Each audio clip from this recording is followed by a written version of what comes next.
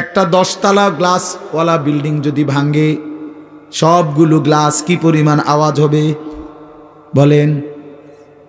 কিন্তু এত বড় আসমান যদি ভেঙে পড়ে, চুরচুর করে ভাঙতে থাকে, তাইলে কি পরিমাণ আওয়াজ হবে? এজন্য রব্বুল আলামিন বলেন আল কারিয়াতু মাল কারিয়া, সেই বিকট ধ্বনি। আল্লাহ বলেন বন্ধু আপনি জানেন কি বিকট সেই ধ্বনিটা কি? সেটা কিয়ামতের ধ্বনি। এই পৃথিবীর সবচেয়ে ভয়ঙ্কর ভয়ানক আওয়াজ হবে সেদিন ইসরাফিল ফু দিবে যেদিন।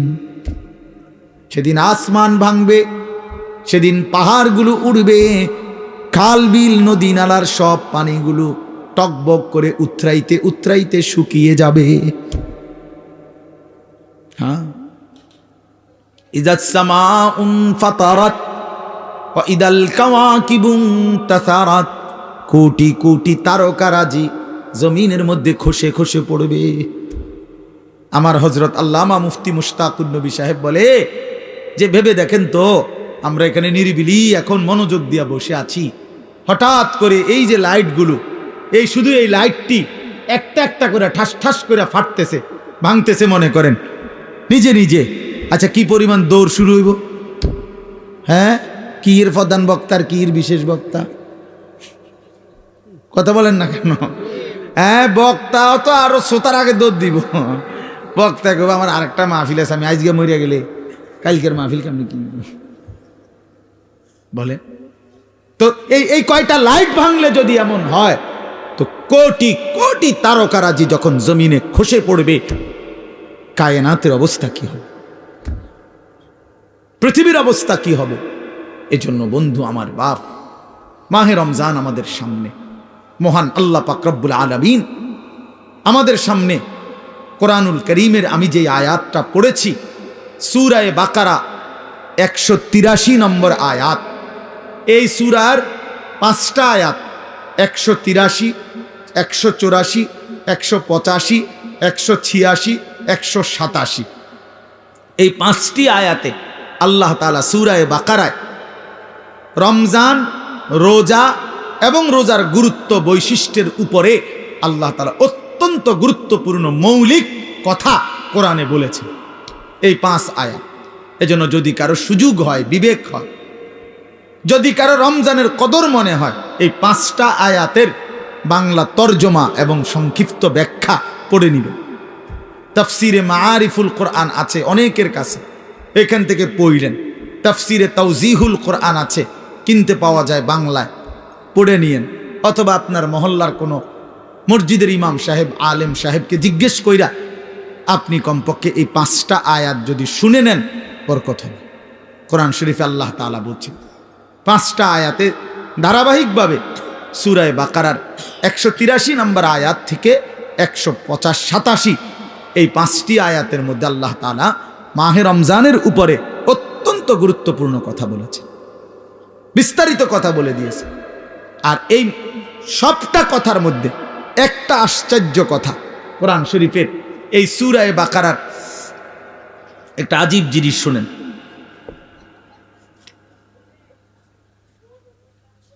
দেখাইতেছি আমি।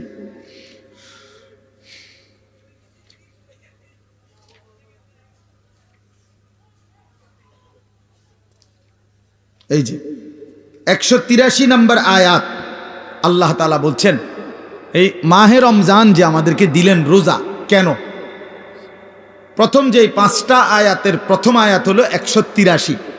এখানে আল্লাহ বলছেন লাআল্লাকুম তাত্তাকুন, কেন রোজা দিলাম, কেন রমজান দিলাম?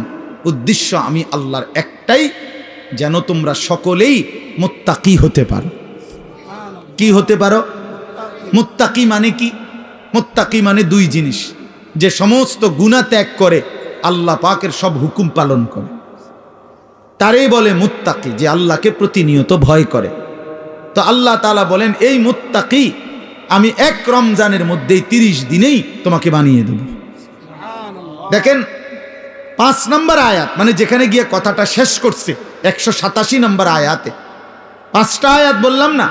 তো প্রথম আয়াতেও কথা বলছে লাআল্লাকুম তাত্তাকুন, আবার 5 নম্বর আয়াত 187 নম্বর আয়াতের লাস্টেও আল্লাহ তাআলা আবার বলছে কাযালিকা ইউবায়্যিনুল্লাহু আয়াতিহি লিন-নাস।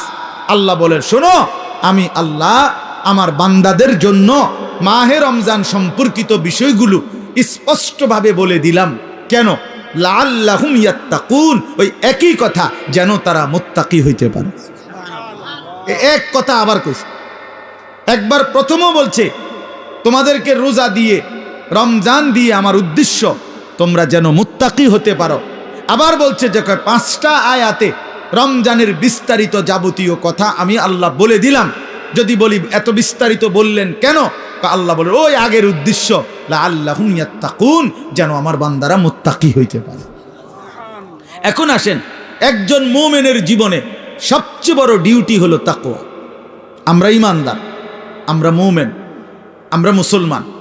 এই মুসলমান তো আমাদের একটা পরিচয়, আর জান্নাত আমাদের জন্য। জান্নাত আল্লাহ বানাইছেন মুমিনের জন্য, জান্নাত আল্লাহ বানাইছেন মুসলমানের জন্য, জান্নাত আল্লাহ তাআলা বানাইছেন ঈমানদারের জন্য।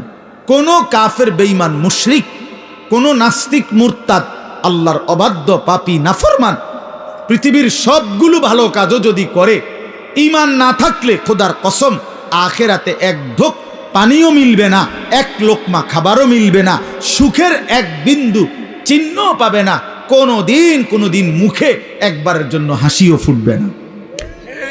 ঈমানবিহীন কোনো কিছুর মূল্য নেই আখিরাতে। দুনিয়া মিলতে পারে, দুনিয়া মিলা কোনো আশ্চর্য কিছু না।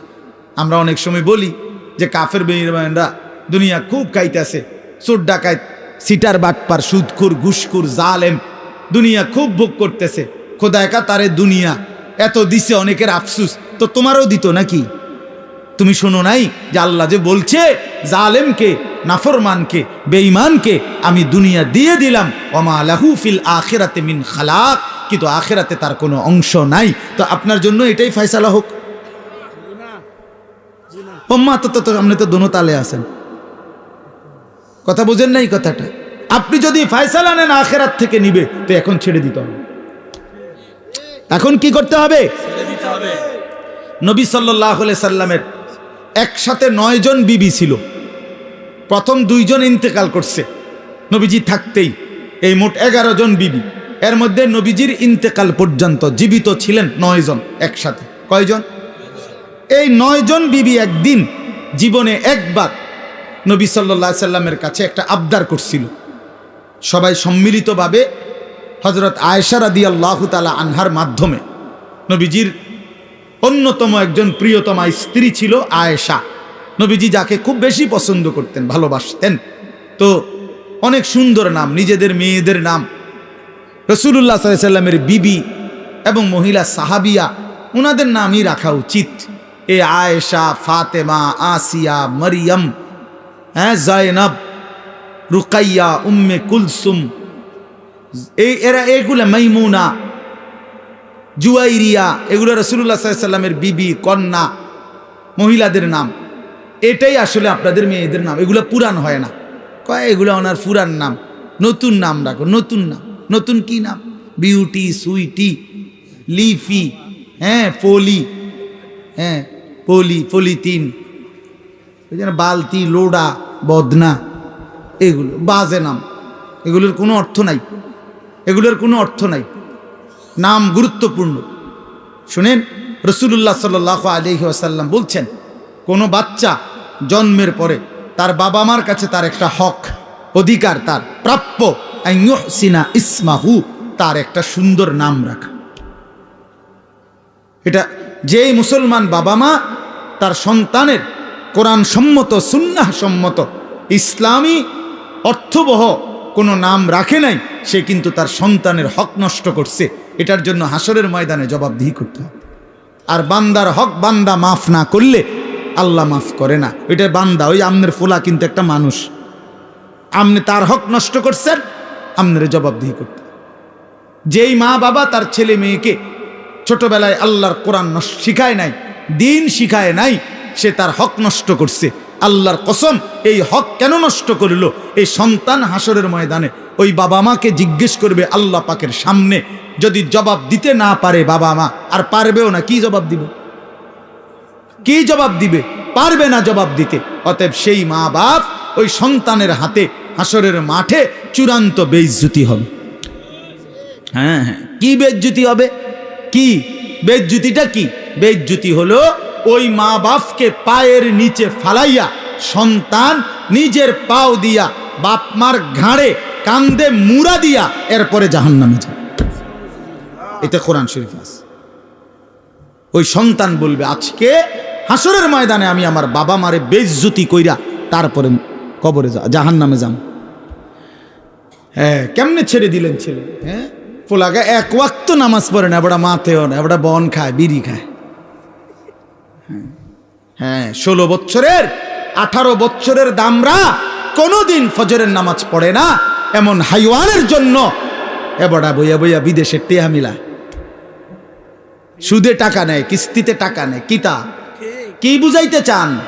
হ্যাঁ, এমন নাফরমান সন্তান যে একটা সেজদা দেয় না মালিকের, এত বড় অসভ্য, এত বড় নির্লজ্জ, এত বড় বেহায়া, এত বড় নাফরমানের জন্য এক ইমানদার বাবার কোনো মহব্বত থাকতেই পারে না। বেটা আগে বুঝাপড়া করেন তার লগে, বেটা বিদেশ পরে, বেটা তোর চাকরি পরে, বেটা তুই আমার মালিকের সেজদা দিবি কিনা সেটা বল। বেটা তোর লগে আমার কিসের সম্পর্ক? হ্যাঁ, কোরআন শরীফের আয়াত শুনবেন। নূহ আলাইহিস সালাম যখন ওনার ছেলে, ওই বেঈমান ছেলেটার জন্য পানিতে ডুবে যাবার সময় দোয়া করছিল যে আল্লাহ আমার সন্তান, ও তো ডুবে যাচ্ছে। কোরআন শরীফে আছে, আল্লাহ পরিষ্কার বলছে, ইয়া নূহ ইন্নাহু লাইসা মিন আহলিক, হে নূহ সাবধান, আর বলবা না, এটা তোমার সন্তান নয়, এটা তোমার সন্তান নয়। ইন্নাহু আমালুন গায়রু সালিহ, আল্লাহ কোরআনে বলছে সূরা হুদের মধ্যে যে এটা বেআমল, আমালুন গায়রু সালিহ, এটা বেআমল সন্তান, আর বেআমল নাফরমান মুমিনের সন্তান হইতে পারে না। এই জন্য তোমরা মনে রাখো ছেলেরা, এই যে কয়জন আছো বেনামাজি অপদার্থ, তুমি মনে রাখো তুমি মুসলমানের বাচ্চা না। আমি বললাম মনে রাখিস না ফরমান, তুমি কোনো মুসলমানের বাচ্চা না। বলে তো আমি কার সন্তান? তুমি লাওয়ারিস, তুমি বেওয়ারিস, তোমার কোনো বাবা নাই, তোমার কোনো মা নাই। হ্যাঁ, আল্লাহ কোরআনে বলছে ফালা তাসআলনি, কি বলছেন আল্লাহ? যে সাবধান, এমন নাফরমান সন্তানের জন্য আমি আল্লাহর কাছে কিছু চেয়েও না। হাত উঠাইবে না, হাত নামাও, নামাও হাত। তাফসীরের মধ্যে আছে নূহ আলাইহিস সালাম সাথে সাথে হাত নামায় ফেলছে এবং আল্লাহর কাছে দোয়া করছে, আল্লাহ আমি খেয়াল করি নাই, আপনি আমারে মাফ করে দেন। হ্যাঁ, এজন্য প্রিয় সন্তান মনে রাখো, তুমি ইমানদারের সন্তান হবা সেদিন যেদিন তোমার কপালে সেজদা হবে। বেহায়া, বেনামাজি, আল্লাহর নাফরমান, 24 ঘন্টা নারী ছবি, অশ্লীল দৃশ্য, মদের আড্ডা, জুয়ার আড্ডা, উলঙ্গ ছবির আসক্ত। আরে নাফরমান, তুমি কোনো মুসলমানের ঘরে জন্ম নাও নাই, তোমার কোনো পরিচয় নাই, তোমার কোনো আত্মমর্যাদা নাই, আত্মসম্মান নাই। এই জন্য বললাম, আল্লাহ তাআলা বলছেন বান্দা আমার মাকসাদ তোমার আমি মুত্তাকি বানাবো, আমি তোমারে জান্নাত দেব। জান্নাত বানানোই হয়েছে মুমিনদের জন্য। কার জন্য? আখিরাত তৈরি করা হয়েছে মুমিনের জন্য। আমাদের জন্য জান্নাত, ইমানদারের জন্য জান্নাত। অতএব লাআল্লাকুম তাত্তাকুন, আল্লাহ তাআলা বলেন ইমানদার, আমি আল্লাহ তোমাদেরকে রমজানে রোজার মাধ্যমে মুত্তাকি বানাবো। আর মুত্তাকি কেন বানাবো? মুত্তাকি হলেই জান্নাতি। উইদ্দাত লিল মুত্তাকিন, আল্লাহ বলে জান্নাত বানানোই হয়েছে মুত্তাকিদের জন্য। কার জন্য? ইন্নাল মুত্তাকিনা ফি যিলালিন ওয়া উয়ুন, আল্লাহ বলে নিশ্চয়ই আমার মুত্তাকি বান্দারা জান্নাতের ছায়াতেই থাকবে, জান্নাতের ঝর্ণা ধারাতেই থাকবে।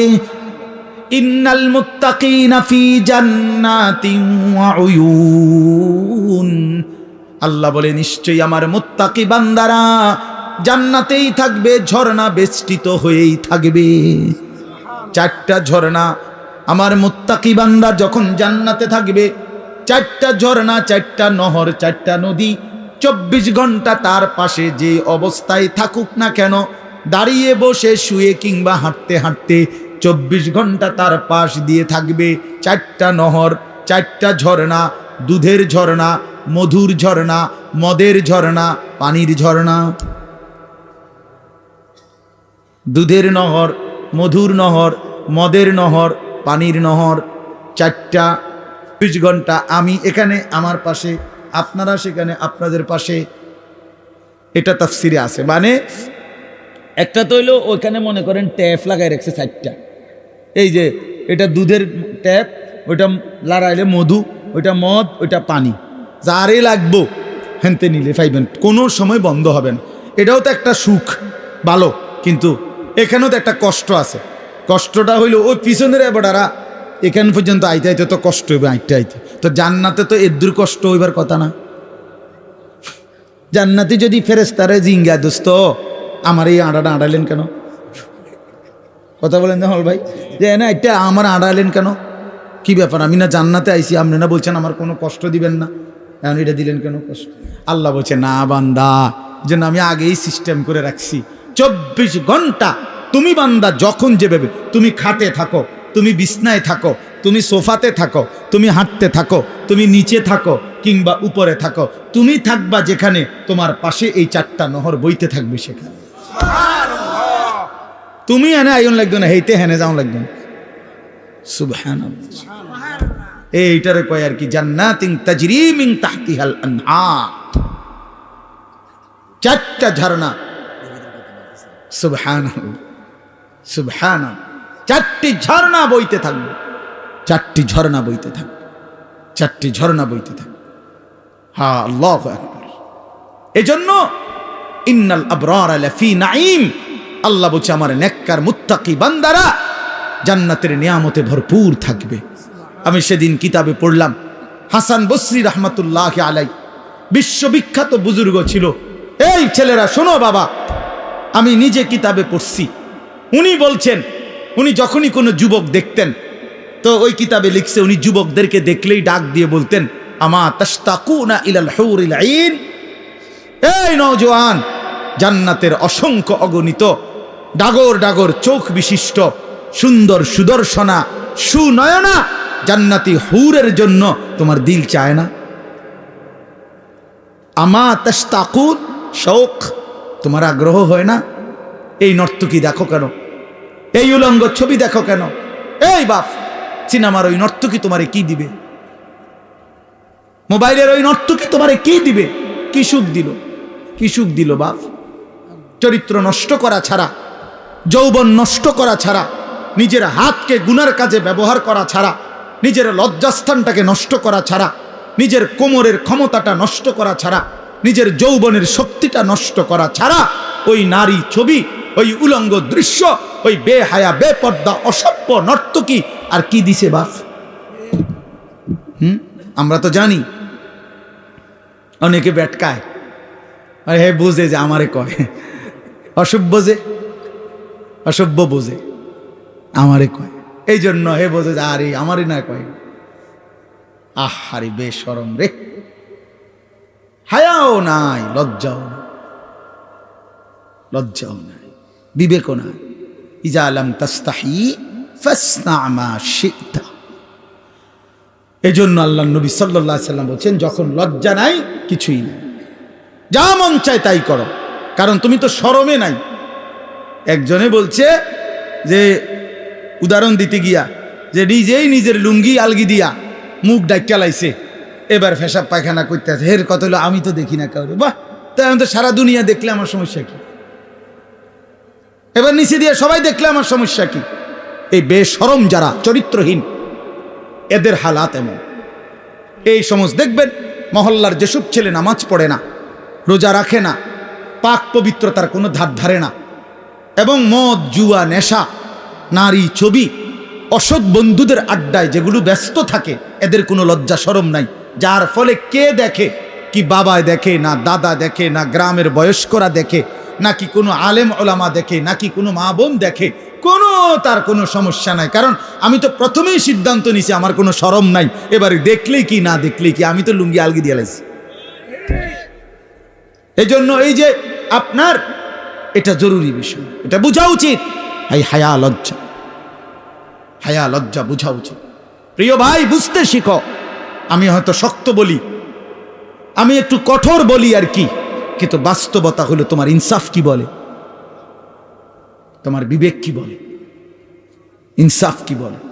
এজন্য আল্লাহ তাআলা বলেন, বান্দা আমি তোমারে ওয়াদা দিলাম।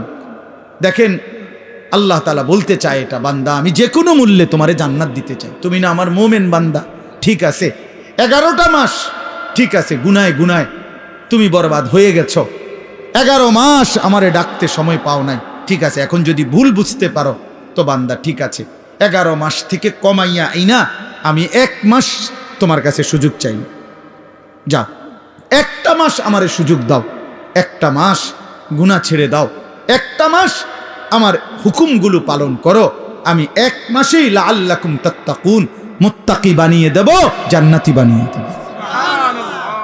তবুও যদি কদর না করো তো আল্লাহর নবী বলছেন, জিব্রাইল এই জন্য রমজানের লাস্টে আইসা জিব্রাইল বলছে, ইয়া রাসূলুল্লাহ এত বড় রমজান পেয়ে ইফতারের নেকি, সেহরিতে নেকি, তাহাজ্জুদে নেকি, তারাবির 20 রাকাত নামাজে নেকি, 5 ওয়াক্ত নামাজে নেকি, শেষ দশকের এতেকাফে নেকি, সবে কদর তালাশ করার দ্বারা নেকি, জিকির করার দ্বারা নেকি, তেলাওয়াত করার দ্বারা নেকি, দোয়া করার দ্বারা নেকি, কাউকে সামান্য ইফতার করাইলো নেকি, এরপরে একটা নফল একটা ফরজের সমান, একটা ফরজ 70টা ফরজের সমান, এক রমজানের প্রথম দশক রহমত, মাঝখানের দশক মাগফিরাত, শেষ দশক জাহান্নাম থেকে নাজাত।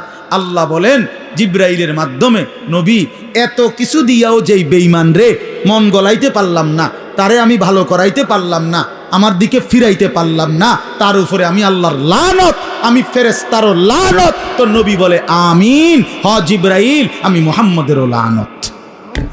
যা তোরুফে খোদার লানত করুক, তোরুফে আল্লাহর লানত করুক তোরুফে। এই জন্য রমজানের শেষ দশকে আইসা জিব্রাইল বলে যায়, এত কিছু দিয়ে কোনোভাবেই বেঈমানের মন গলাইতে পারল না। ওই বেঈমানের ফিকিরে একটা, আহা কিসের রোজা, কিসের হালাল হারাম, ওর জুতা দরকার, ওর জামা দরকার। ওই মহিলা ওই অসভ্য বেপর্দা নারী, তার কথা হলো কি এর কিতা রহমত কারে হুনান, আমি রহমত মাগফিরাত নাজাত দিয়া আমি কিতা করবো, আমার দরকার জুতা, আমার দরকার নতুন শাড়ি, আমার দরকার নতুন 3 পিস।